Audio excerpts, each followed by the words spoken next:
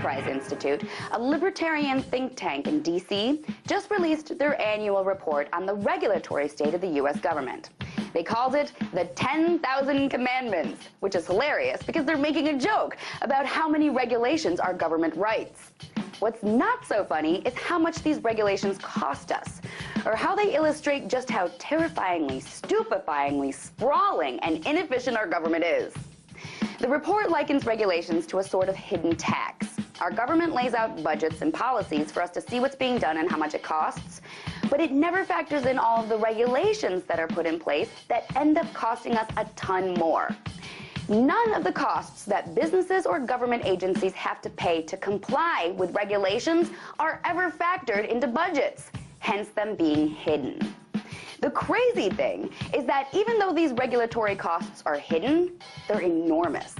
The report adds them up as best as possible and found that our regulatory costs are so big, they're the 10th biggest economy in the world, totaling a whopping $1.86 trillion.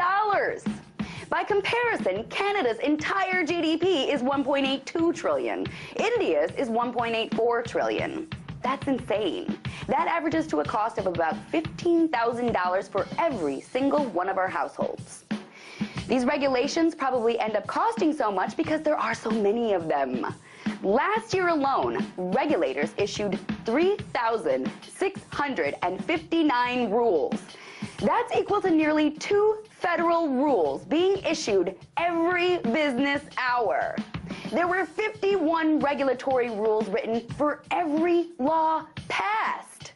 Our government's writing regulations super fast, crazily, when meanwhile it takes them forever to do anything else.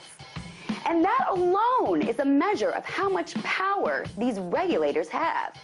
If there are 51 rules written for every law, think of how much power and influence those regulators actually have. The agencies that write the most regulations are the Departments of the Treasury, Interior, Commerce, Transportation, Health and Human Services, and the EPA. These guys just vaporized almost $2 trillion, and they're the only ones that have any sense of where that money and control are being funneled. And these regulators are unelected and largely left to oversee themselves. So in our sprawling, massive, untracked, unchecked government, the only thing that's not being regulated seems to be the regulators themselves.